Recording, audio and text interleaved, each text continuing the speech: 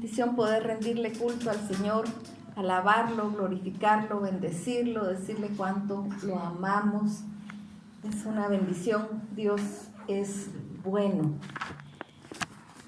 El mensaje del día de hoy tiene por título: ¿puede un cristiano deprimirse? Y vamos a estar platicando sobre esto un poco a la luz de la palabra del Señor. Así que vamos a orar. Bendito Padre, gracias te damos, Señor, porque eres bueno. Gracias por tu amor, por tu cuidado, por tu misericordia, porque tú estás con nosotros, Señor. En tu nombre vamos a abrir tu palabra, para que tú le envíes, Señor, para que tú le envíes, para que haga todo aquello para lo cual tú le envías. Tú conoces a cada uno, Señor. Toca esos corazones. En el nombre de Cristo Jesús. Amén. Amén. Bien, ¿puede un cristiano deprimirse? De repente encontramos por ahí nosotros algunas opiniones que dicen, no puede deprimirse. Si es cristiano, no se puede deprimir, porque si se deprime quiere decir que no está confiando en Dios. Y entonces, ¿qué hacemos cuando nos deprimimos? ¿Lo escondemos? Decimos que no es cierto. Se lo ocultamos a todos y a todos decimos, estoy perfecto, estoy bien, estoy en victoria. Pero estamos deprimidos. La verdad es que la depresión es algo muy fuerte y puede llegar a nuestras vidas, aún siendo cristianos. Y eso no quiere decir que no confiemos en Dios. No quiere decir que no descansemos en Dios. No quiere decir que nuestra mirada no esté puesta en Dios. Sí, está puesta en Dios. Sí confiamos en Él, sí descansamos en Él. Pero hay situaciones y circunstancias en nuestra vida que nos deprimen. Y entonces de repente nosotros empezamos a ver las cosas oscuras. Y aun cuando esté el sol, no lo vemos. Porque sucedieron circunstancias que afectaron nuestra vida y nos deprimieron. Y nosotros podemos encontrar en la palabra algunos personajes bíblicos que se deprimieron. Podemos pensar, por ejemplo, el gran rey David. ¿Por qué se deprimió el rey? Por su pecado. Él pecó. Y ese pecado, al no ponerse él a cuentas con Dios, lo deprimió. Siempre me llama la atención cuando estamos estudiando esta parte de la palabra que nos habla del rey David, que nos dice que él se apartó y estaba clamando al Señor, llorando y con cilicio y en señal de luto con sus ropas rasgadas. Y cuando el niño murió, los siervos que iban a decirle decían, pero ¿cómo se va a poner si tan mal que está? Cuando llegan, él dice, el niño murió, porque él se da cuenta por la actitud de ellos y dice, sí. Bueno, se levanta, se cambia, se baña. Él ya había entregado su alma al Señor, su corazón al Señor, ya se había puesto a cuentas con el Señor. Pero antes de eso, él se deprimió mucho. Pero entonces, cuando la depresión es por pecado, necesitamos venir ante el Señor. Los siervos se asustan tanto que le dicen, pero ¿y por qué cuando el niño estaba vivo todavía estabas bien y ahora estabas mal? Y ahora te levantas y... Porque cuando el niño todavía podía hacer algo clamando al Señor por él. Ahora el Señor ya decidió, Él ya no puede volver a mí, yo puedo ir a Él. Entonces cambia, pero porque Él tenía su confianza en el Señor. Porque la palabra nos dice que para Dios David fue un rey que no se apartó ni a derecha ni a izquierda. Si hay pecado evidente. Porque sabía venir ante el Señor a pedir perdón. Podemos ver a Moisés deprimido. ¿Por qué se deprimió Moisés? Por el pecado del pueblo. No fue por su pecado propio, sino por el pecado del pueblo. Eso lo deprimió. Lo enojó. Porque algunas veces la depresión nosotros la manifestamos con enojo. Nos enojamos. Pero realmente lo que estamos es deprimidos. También está Jeremías. ¿Por qué se deprimió Jeremías? Por la profecía que Dios dio a través de él mismo para el pueblo, por el pecado del pueblo. La profecía que dio Dios a través de Jeremías fue fuerte, fue dura para ese pueblo inconsciente, para ese pueblo desviado completamente. Eso deprimió a Jeremías, tanto que es conocido popularmente como el profeta llorón. Él estaba viendo, él estaba lamentando la situación del pueblo. Así que sí, nos podemos deprimir. Veamos lo que nos dice el Salmo 43.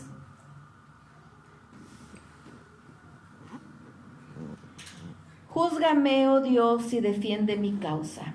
Líbrame de gente impía y del hombre engañoso e inicuo. Pues que tú eres el Dios de mi fortaleza. ¿Por qué me has desechado? ¿Por qué andaré enlutado por la opresión del enemigo? Envía tu luz y tu verdad. Estas me guiarán, me conducirán a tu santo monte y a tus moradas. Entraré al altar de Dios, al Dios de mi alegría y de mi gozo. Te alabaré con arpa, oh Dios, Dios mío. ¿Por qué te abates, oh alma mía, y te turbas dentro de mí? Espera en Dios, porque aún he de alabarle, salvación mía y Dios mío. Es tan impactante, dice, se está hablando a sí mismo, dice, ¿por qué te abates, oh alma mía, y te turbas dentro de mí? Espera en Dios, que aún he de alabarle. Si en ese momento que estamos deprimidos, nosotros conscientemente quisiéramos cambiar la situación y nos decimos a nosotros mismos, tranquilo si estás confiando en Dios, tranquilo si Dios no te ha olvidado. Y eso es lo que está el salmista diciendo aquí. ¿Por qué te abates, oh alma mía, y te turbas dentro de mí? Confía en Dios, que aún he de alabarle. Espera en Dios, que aún he de alabarle. Pasan esas situaciones duras y necesitamos reposar en el Señor, descansar en Él. En 1 Reyes 19.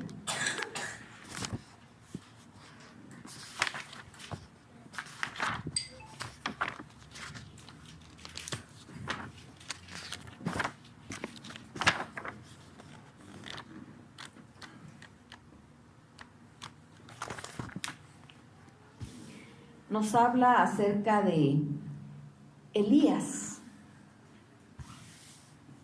Elías era un hombre de Dios, un hombre poderoso en el Señor. Elías oró por lluvia.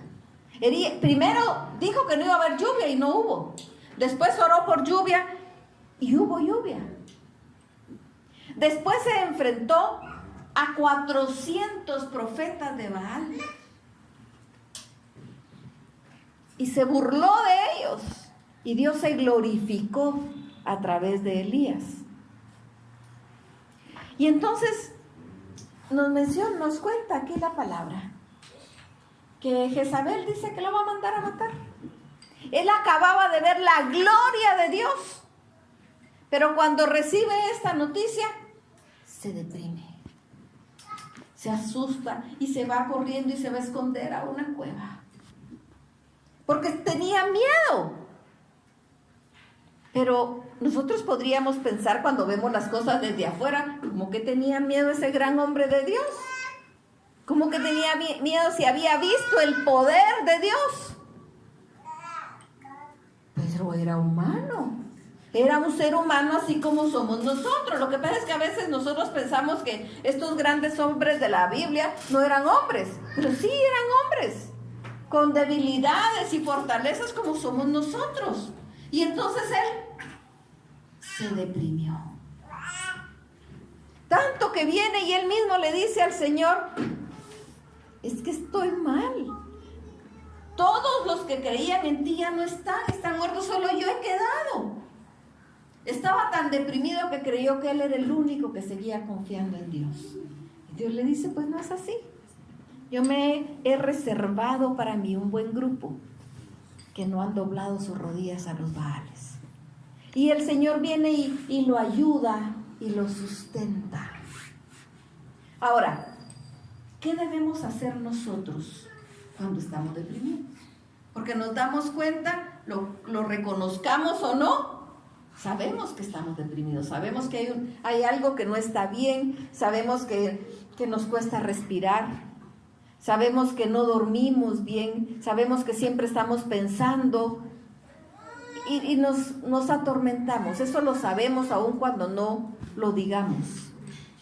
Necesitamos aprender a tomar decisiones.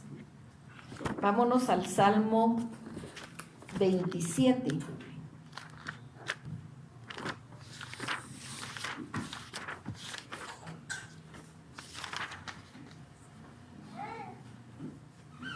Jehová es mi luz y mi salvación.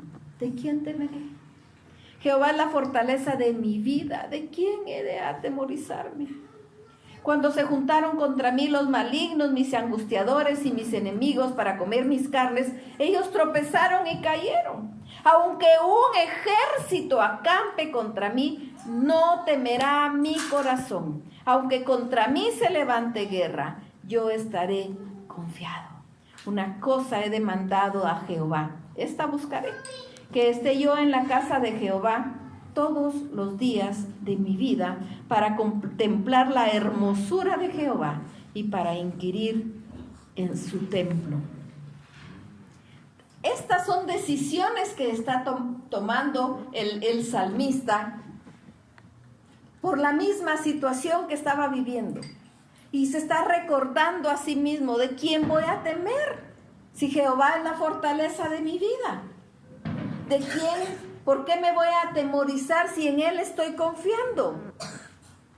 Si anteriormente cuando pasamos situaciones difíciles, Dios estuvo ahí. Esos son situaciones que nosotros vamos trayendo a nuestra mente para tratar nosotros mismos de consolarnos. Aun cuando un ejército acampe contra mí, no temeré a mi corazón. Pero aquí hay una decisión. Una cosa he demandado a Jehová, esta buscaré, que esté yo en la casa de Jehová todos los días de mi vida, para contemplar la hermosura de Jehová y para inquirir en su templo. Sí, nosotros nos podemos recordar que amamos a Dios, que Él está con nosotros, que Él es poderoso, pero seguimos con la depresión. Entonces tenemos que tomar una decisión: estar pegados a Él, no alejarnos de Dios. Nosotros podemos tomar dos decisiones cuando estamos en una situación difícil: o nos alejamos de Dios o vamos directo a Dios. Si nos alejamos de Dios, nos vamos por el camino largo. De todos modos vamos a llegar a Dios, pero vamos a llegar lastimados, vamos a llegar golpeados por ese camino largo. Pero si nos vamos directamente a Dios, si la situación es por pecado, pues vamos y pedimos perdón. Si la situación es por cualquier otra cosa, nos humillamos ante el Señor, descansamos en Él, confiamos en Él. Esa es una decisión. Si estamos pasando por un proceso de depresión, no lo ocultemos. Si podemos buscar ayuda profesional, busquémosla, solo tengamos cuidado a quién buscamos, porque no todos los psicólogos son cristianos, y busquemos un psicólogo cristiano si es que vamos a buscar ayuda profesional. Busquemos ayuda con nuestras autoridades espirituales y peguémonos a Dios. Tomemos la decisión de pegarnos a Dios. Algunas veces nosotros decimos, no, pero es que saber ni qué van a pensar de mí, que estoy loco, mejor no digo nada. No, necesitamos tomar decisiones, tomar acción, porque si no puede volverse una depresión patológica que nos puede llevar incluso hasta ideas suicidas, ¿verdad? Entonces necesitamos tomar decisiones. Y esta es la decisión que debemos tomar. Decidimos estar pegados a Dios.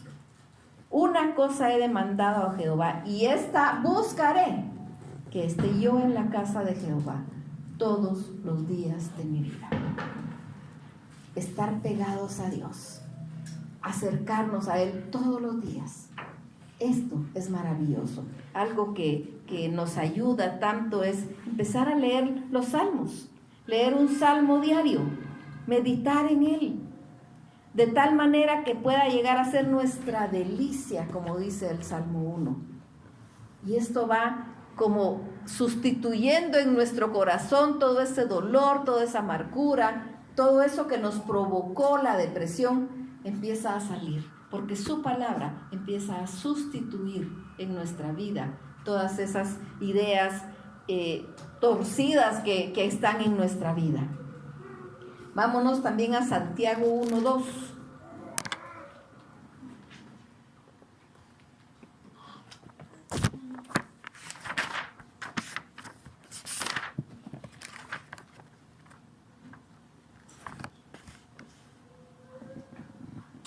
Dice: hermanos míos, tened por sumo gozo cuando os halléis en diversas pruebas.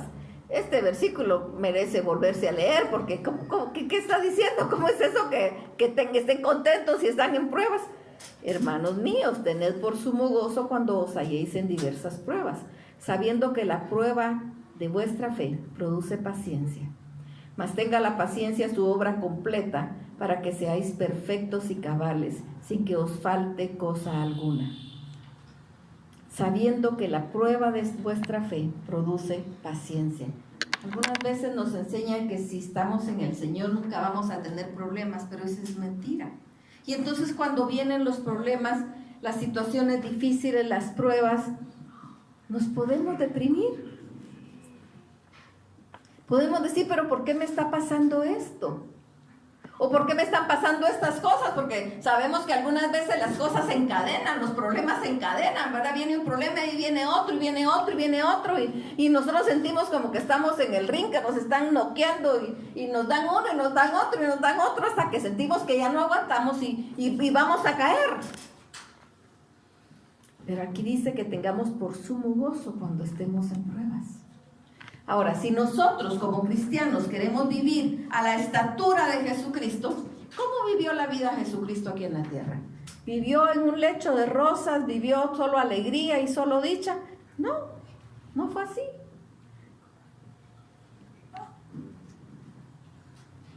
Hay un himno hermoso que, por supuesto, basado en la palabra, que dice: una noche con la luna, Cristo lloraba y contemplaba la ciudad santa. Oh Jerusalén la hermosa, tú que has matado, ¿cuántos te ha enviado mi Padre Dios?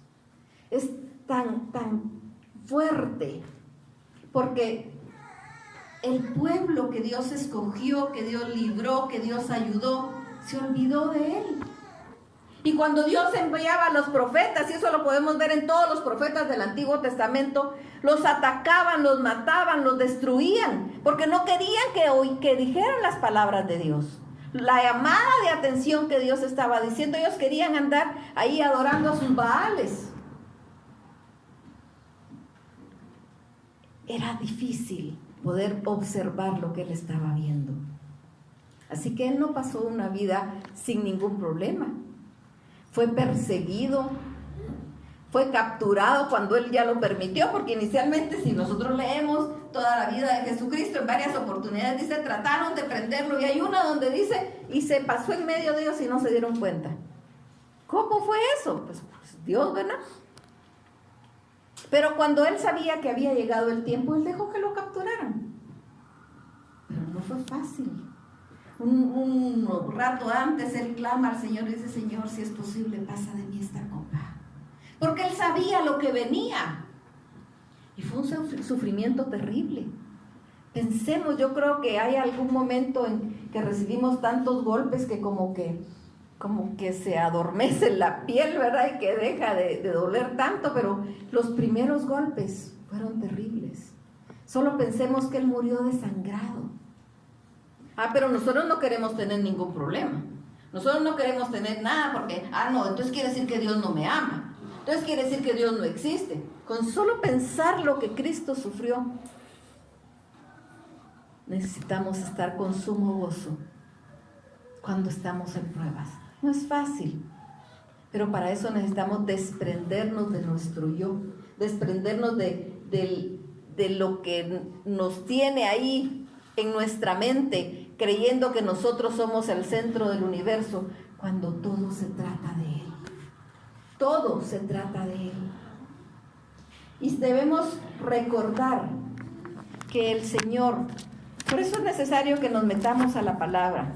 Por eso decía yo, es bueno que leamos un salmo diario. En Salmo 23 encontramos una promesa. Salmo 23, versículo 4. Aunque ande en valle de sombra de muerte, no temeré mal alguno, porque tú estarás conmigo. Tu vara y tu cayado me infundirán aliento. Tal vez nos ha tocado andar en sombra de valle y de muerte. Tal vez estamos pasando una situación que decimos, bueno, ¿y qué va a pasar? Y si esto termina en muerte. No temeré mal alguno, porque Él está con nosotros. Dice, tu vara y tu cayado me infundirán aliento. En ese momento lo que nosotros necesitamos no es tirarnos y caernos solo a llorar, sino necesitamos aliento. Pero algunas veces ese aliento solo nos lo puede dar Dios. Pero ¿cómo nos lo va a dar si nos enemistamos con Él? ¿Cómo nos va a dar el aliento si nos enojamos con Él? Así que si nosotros hemos estado viviendo una situación en que sentimos que viene un problema y de ahí viene otro y ni se ha resuelto y viene otro y de ahí viene otro y de ahí viene otro, peguémonos más al Señor. Necesitamos pegarnos más a Él. Con todo lo que estamos sufriendo nos identificamos, aunque sea en mínima manera, con todo lo que Cristo sufrió. No pensemos que eso es por falta de amor de Dios, como dice la palabra en Job. Cuando empiezan los problemas con él dice, y Job no encontró despropósito.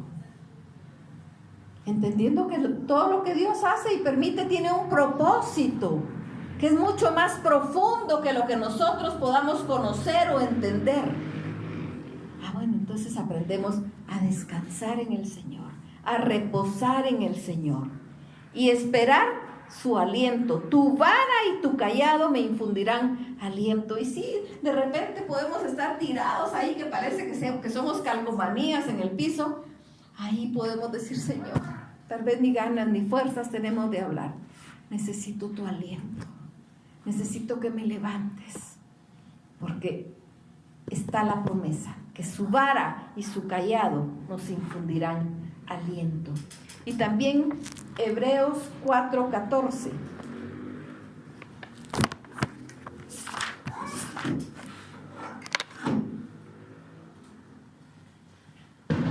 Por tanto, teniendo un gran sumo sacerdote que traspasó los cielos, Jesús, el Hijo de Dios, retengamos nuestra profesión, porque no tenemos un sumo sacerdote que no pueda compadecerse de nuestras debilidades, sino uno que fue tentado en todo según nuestra semejanza, pero sin pecado.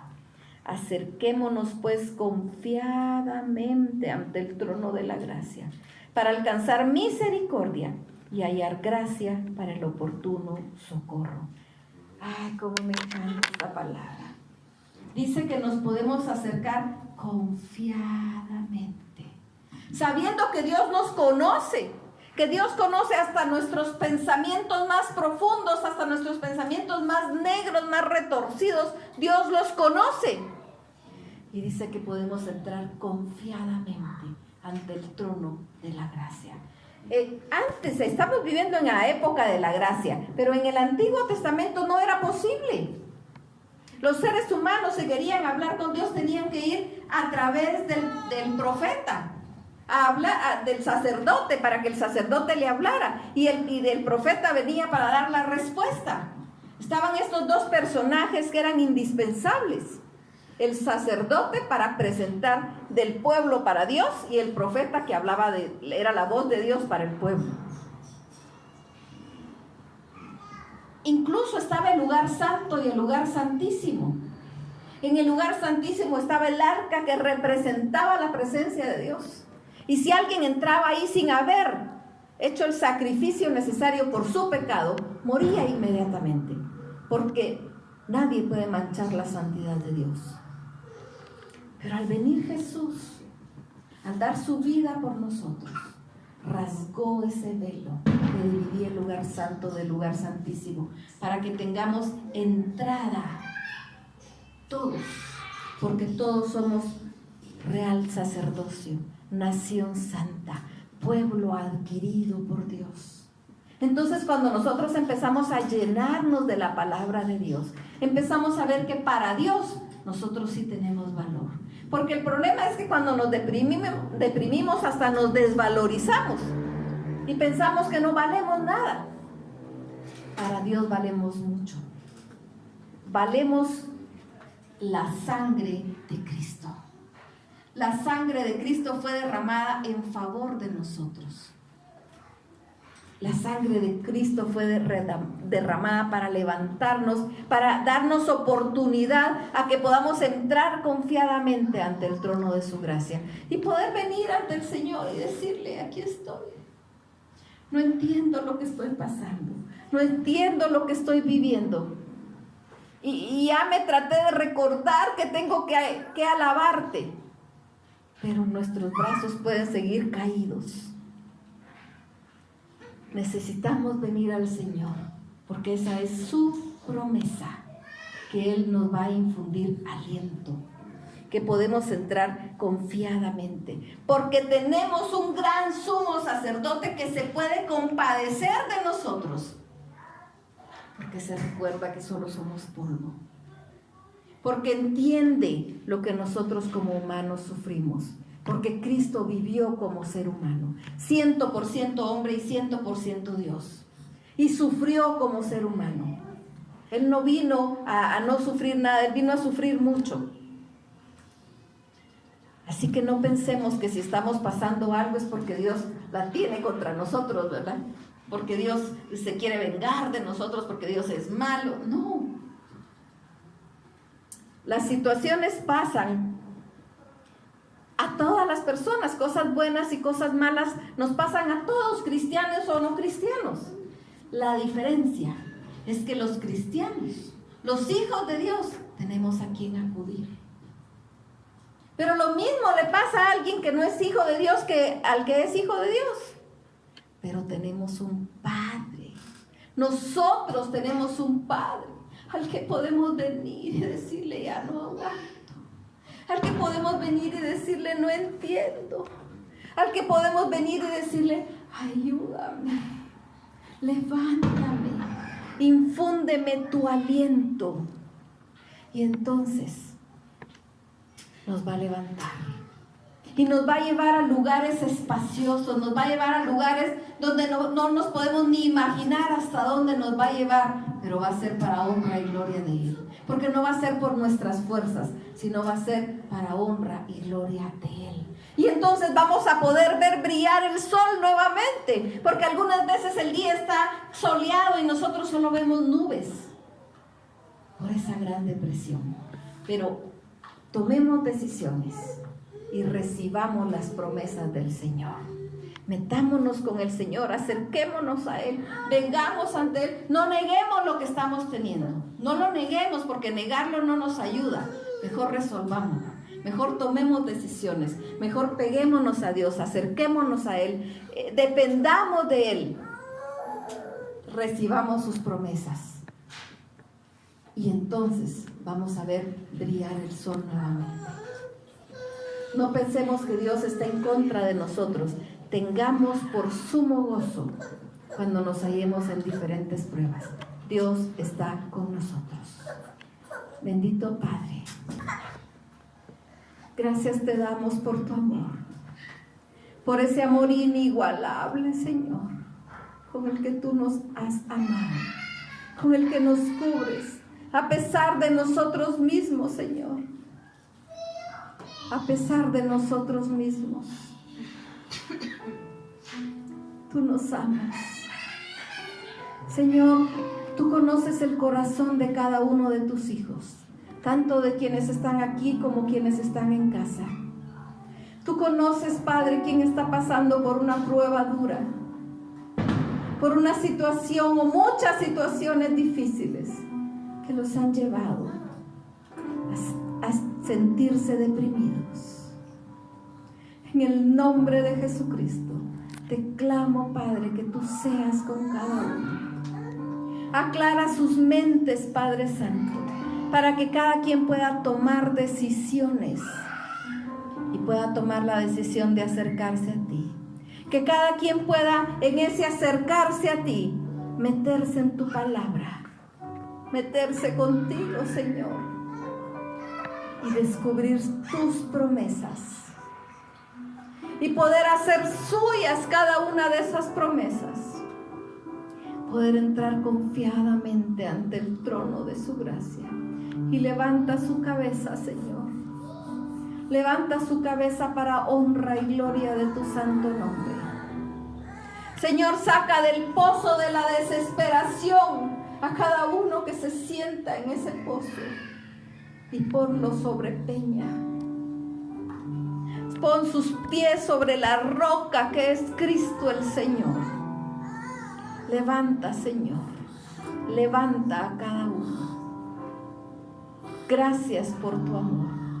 Gracias porque tenemos un sumo sacerdote que se compadece de nosotros y a quien podemos venir y quien nos permite entrar confiadamente ante el trono de tu gracia. Bendice, Señor. Bendice con gran bendición. Que en este momento de tomar las decisiones y recibir ese ánimo tuyo, cada hijo tuyo que esté pasando por una situación de depresión pueda sentir que respira nuevamente y que hay una vida para él y que hay un propósito tuyo en su vida. Llena, Señor, llena de ti. Levanta, Padre. Gracias, gracias, gracias por tu amor. Todo te lo pedimos, Señor, en el nombre de tu Hijo amado Jesús. Amén.